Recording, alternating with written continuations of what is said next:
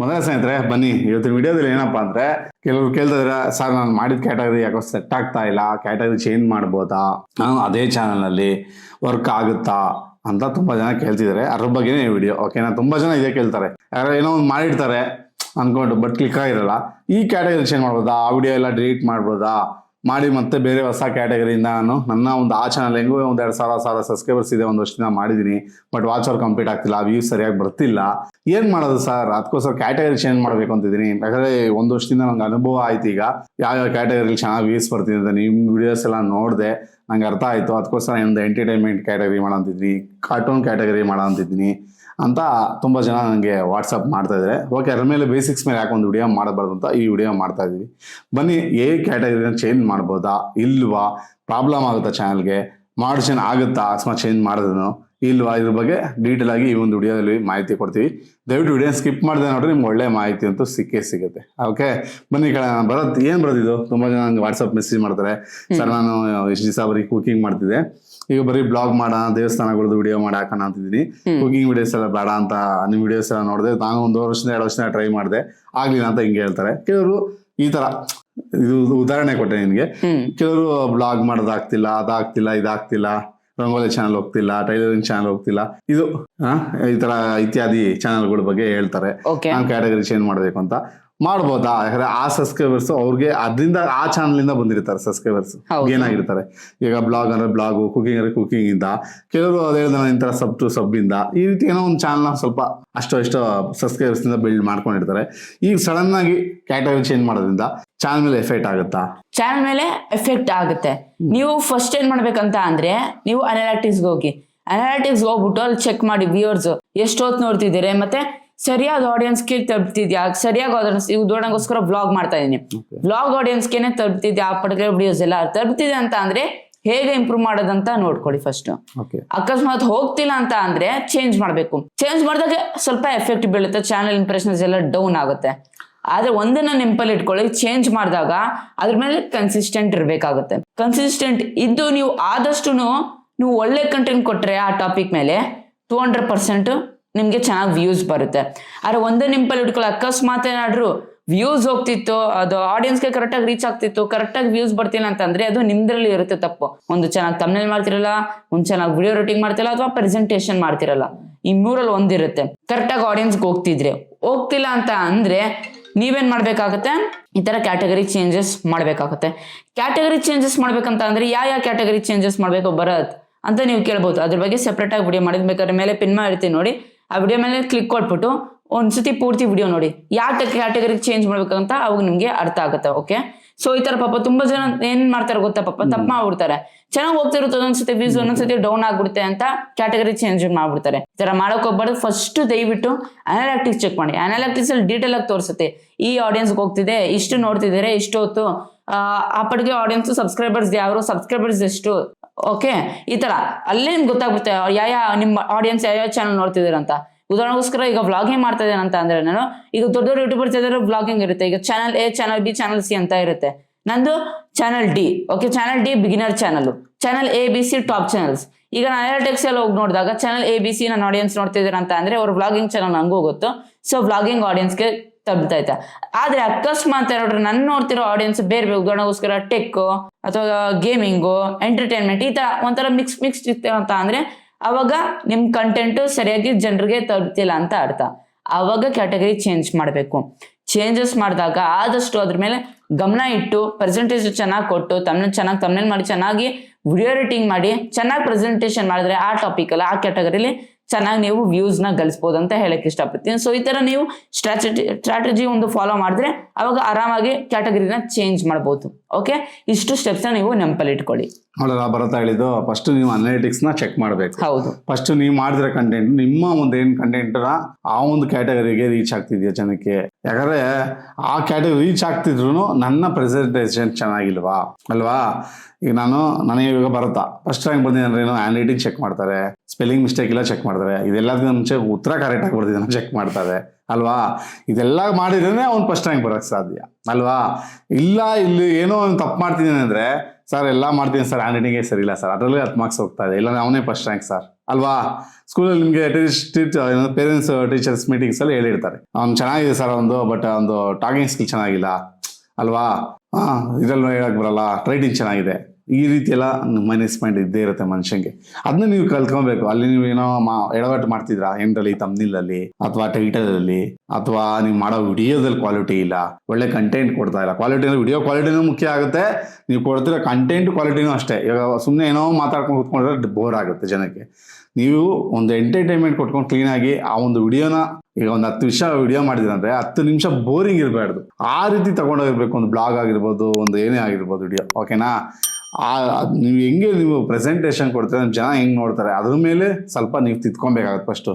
ಆಮೇಲೆ ಅದೂ ಇಲ್ಲ, ನಾನು ಆಗ್ತಿಲ್ಲ, ಇದೆಲ್ಲ ತಿದ್ರೂ ಕೂಡ ಆಡಿಯನ್ಸ್ ನನಗೆ ಇಷ್ಟಪಡ್ತಿಲ್ಲ ಅಂದಾಗ ಫೈನಲ್ ಆಗಿ ನೀವು ಅನಾಲಿಟಿಕ್ಸ್ ಎಲ್ಲ ಚೆಕ್ ಮಾಡಿ ರೀಚ್ ಆಗ್ತಿರೋ ಕೂಡ ಬರ್ತಿಲ್ಲ, ಇಲ್ಲ ಬೇಡಕ್ಕೆ ಬೇಡ, ಯಾಕೋ ಈ ಕ್ಯಾಟಗರಿನ ಸೆಟ್ ಆಗಲಿಲ್ಲ ಅಂದಾದ್ಮೇಲೆ ನೀವು ಕ್ಯಾಟಗರಿನ ಚೇಂಜ್ ಮಾಡ್ಕೊಬೇಕು.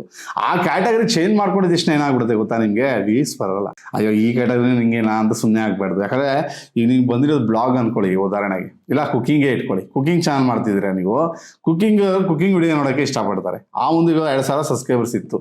2 ವರ್ಷದಿಂದ ನಾನು ಪ್ರೆಸೆಂಟೇಷನ್ ಚೆನ್ನಾಗಿತ್ತು, ಫಸ್ಟ್ ಅಷ್ಟೊಂದು ಇರಲಿಲ್ಲ.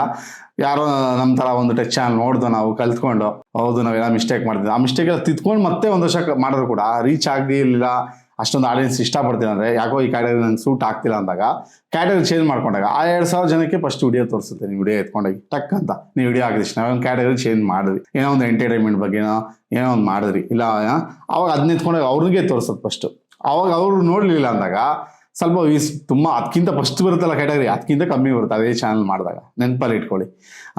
ಅವಾಗ ವ್ಯೂಸ್ ಕಮ್ಮಿ ಬಂದಾಗ ಬೋರಿಂಗ್ ಆಗಬಾರ್ದು. ನೀವು ಕನ್ಸಿಸ್ಟೆಂಟ್ ಆಗಿ ವಿಡಿಯೋ ಆಗ್ತಾನೆ ಇರಬೇಕು. ಯಾಕಂದರೆ ಆ ಒಂದು ಸಬ್ಸ್ಕ್ರೈಬರ್ಸ್ಗೆ ಏನು ತೋರಿಸಿ ಏನು ಮಾಡುತ್ತೆ, ಒಂದು 3 ತಿಂಗಳು ಅಥವಾ 1 ತಿಂಗಳು, ಮಿನಿಮಮ್ 3 ತಿಂಗಳು ನೆನಪಲ್ಲಿ ಇಟ್ಕೊಳ್ಳಿ. 3 ತಿಂಗಳು ಈ subscribers mostly dead subscribers, mostly category change ಮಾಡಿರಬೇಕು, ಆಲ್ಗೋರಿದಮ್ ಅರ್ಥ ಆಗುತ್ತೆ. ಇಲ್ಲ ಈ ಜನ ತೋರಿಸ್ತಾ ಆಗಲ್ಲ, ನಾನು ಇದನ್ನ ಎತ್ಕೊಂಡೋಗಿ ಯಾರೋ ನೋಡ್ತಾ ಇದ್ರಲ್ಲ ಭರತ್ಂದು ಟೆಕ್ ಚಾನಲ್ ಮಾಡಿದ್ದೇನೆ, ಎಂಟರ್ಟೈನ್ಮೆಂಟ್ ಚಾನಲ್ ಮಾಡಿದ್ದೇನೆ, ಅವ್ನು ತೋರಿಸ್ತೋಣ ಅಂತ ಯೂಟ್ಯೂಬ್ ಆಲ್ಗೋರಿದಮ್ ಅರ್ಥ ಮಾಡ್ಕೊಳುತ್ತೆ, ಅವ್ರಿಗೆ ಎತ್ಕೊಂಡೋಗಿ ತೋರಿಸುತ್ತೆ. ಅವ್ರು ನೋಡ್ಬಿಟ್ರು ಅನ್ಕೊಳ್ಳಿ, ನಿಮ್ ಸಬ್ಸ್ಕ್ರೈಬ್ ಬಂದ್ಬಿಡ್ತು ಅಂದ್ರೆ ವ್ಯೂಸ್ ಬರೋಕ್ಕೆ ಸ್ಟಾರ್ಟ್ ಆಗ್ಬಿಡುತ್ತೆ. ಅರ್ಥ ಆಯ್ತಾ?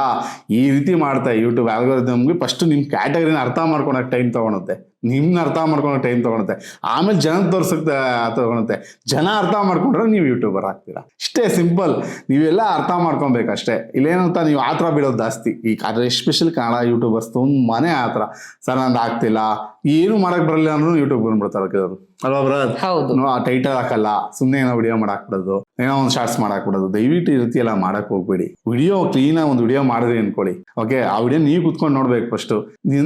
ನಮ್ಗೆ ಇಷ್ಟ ಆಗ್ತಿವಲ್ಲ ವಿಡಿಯೋ ಜನ ನೋಡ್ತಾರಾ ಅನ್ನೋ ಒಂದು ಭಾವನೆ ನಿಮಗೆ ಬರುತ್ತಾ ಫಸ್ಟ್ ನೋಡಿ. ಓ ವಿಡಿಯೋ ಸೂಪರ್ ಆಗಿದೆ, ಪಕ್ಕ ಜನ ಇಷ್ಟಪಡ್ತಾರೆ ಅನ್ನೋ ರೀತಿ ಇದ್ರೆ ಮಾತ್ರ ವಿಡಿಯೋನ ಯೂಟ್ಯೂಬ್ನಲ್ಲಿ ಬಿಡಿ, ಪಬ್ಲಿಕಲ್ಲಿ ಬಿಡಿ.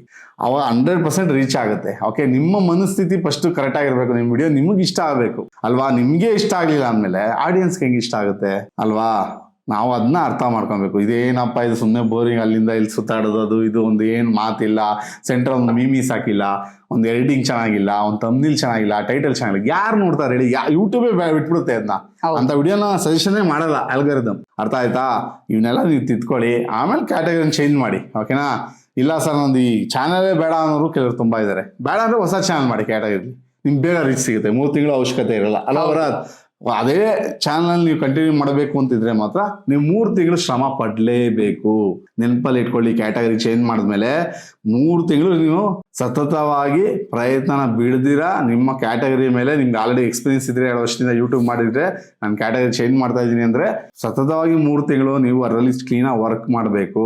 ವರ್ಕ್ ಮಾಡಿದ್ರೆ ಆ ಒಂದು ಕ್ಯಾಟಗರಿಯಲ್ಲಿ ಜನಕ್ಕೆ ರೀಚ್ ಆಗೋ ಸ್ಟಾರ್ಟ್ ಆಗುತ್ತೆ. ಹೊರತು ನೀವು ಒಂದು 10 ವಿಡಿಯೋ ಆಗಿದ ತಕ್ಷಣ 1 ತಿಂಗಳಲ್ಲೇ ರೀಚ್ ಆಗುತ್ತೆ ಅನ್ನೋದು ಶುದ್ಧ ಸುಳ್ಳು. ಅರ್ಥ ಆಯ್ತು? ಯಾಕಂದ್ರೆ ಆಲ್ರೆಡಿ 2,000 ಸಬ್ಸ್ಕ್ರೈಬರ್ಸ್ ಇದ್ದಾರೆ. ಆ ವಿಡಿಯೋ ಅಲ್ಲಿ ಎತ್ಕೊಂಡು ತೋರಿಸಿದಾಗೆಲ್ಲ ಅವ್ರು ನೋಡ್ತಾ ಇದ್ದಾಗ ಆಗೇನಾಗುತ್ತೆ, ನಿಮ್ಮ ಚಾನಲ್ ಡೆಡ್ ಆಗ್ತಾನೆ ಹೋಗೋದು. ಅರ್ಥ ಆಯ್ತಾ? ಏಕ್ದಮ್ ಎತ್ಕೊಂಡು ಸಜೆಷನ್ ಮಾಡಲ್ಲ. ನೀವು ಏನೇ ಹ್ಯಾಶ್ ಟ್ಯಾಗ್ಸ್ ಹಾಕ್ಬೋದು, ಏನೇ ಸೆಟ್ಟಿಂಗ್ಸ್ ಆನ್ ಮಾಡ್ಬೋದು, ಏನೇ ಆಡ್ರು ಅಷ್ಟೇ. ಆ 2,000 ಜನಕ್ಕೆ ಎತ್ಕೊಂಡೋಗಿ ತೋರಿಸೋದು ಸಬ್ಸ್ಕ್ರೈಬರ್ಸ್ಗೆ, ಬೇರೆಯವ್ರಿಗೆ ತೋರಿಸಲ್ಲ. ಫಸ್ಟ್ ಅಲ್ಲಿ ತೋರಿಸುತ್ತೆ, ಅವ್ರಿಗೆ ಎಷ್ಟು ಜನ ಕ್ಲಿಕ್ ಕೊಟ್ಟು ಇಷ್ಟಪಟ್ಟು ಫುಲ್ ವಿಡಿಯೋ ನೋಡ್ತಾರೋ ಅದ್ರ ಮೇಲೆ ಡಿಸೈಡ್ ಮಾಡ್ತಾ ಆಲ್ಗೋರಿದಮ್. ಓ ಈ ವಿಡಿಯೋ ಇಷ್ಟು ಜನ ನೋಡ್ರು, 5 ಜನ ನೋಡ್ತಾವ್ರೆ, ಬರುತ್ತನ್ ವಿಡಿಯೋ ಚೆನ್ನಾಗಿ ಮಾಡ್ತಾ ಇದ್ದಾನೆ, ಇದು ಕ್ಯಾಟಗರೈಸೇಷನ್ ಮಾಡ್ಕೊಂಡು ಇದು ಇದೇ ತರ ಕ್ಯಾಟಗರಿ ಜನಕ್ಕೆ ತೋರ್ಸೋಣ ಅಂತ ಜನಕ್ಕೆ ಯೂಟ್ಯೂಬ್ ಆವಾಗ ಆಲ್ಗೋರಿದಮ್ ತೋರ್ಸಕ್ ಸ್ಟಾರ್ಟ್ ಮಾಡುತ್ತೆ. ಅಲ್ಲಿಂದ ನಿಮ್ಗೆ ಆಡಿಯನ್ಸ್ ಬರಕ್ ಸ್ಟಾರ್ಟ್ ಆಗುತ್ತೆ. ಇದೆಲ್ಲ ಯೂಟ್ಯೂಬ್ ಆಲ್ಗೋರಿದಮ್ ಮೇಲೆ ಡಿಪೆಂಡ್ ಆಗಿರುತ್ತೆ. ಅರ್ಥ ಆಯ್ತಾ? ಏನು ಕ್ಯಾಟಗರಿ ಚೇಂಜ್ ಮಾಡಿದ್ಮೇಲೆ ನಿಮ್ಮ ಒಂದು ಕಂಟೆಂಟ್ನ ರೀಚ್ ಮಾಡೋದ್ರಲ್ಲಿ ನೀವು ಅಷ್ಟೇ, ನೀವು ಅದ್ರಲ್ಲಿ ಕೆಲಸ ಮಾಡಿರ್ಬೇಕು. ಏನಪ್ಪ ಸರ್ ಬರೀ ಆಲ್ಗೋರಿದಮ್ ಕೆಲಸ ಮಾಡ್ತಾ, ಆಲ್ಗೋರಿದಮ್ ತೋರ್ಸಕ್ಕೆ ಟೈಮ್ ತಗೊಳುತ್ತೆ 3 ತಿಂಗಳು.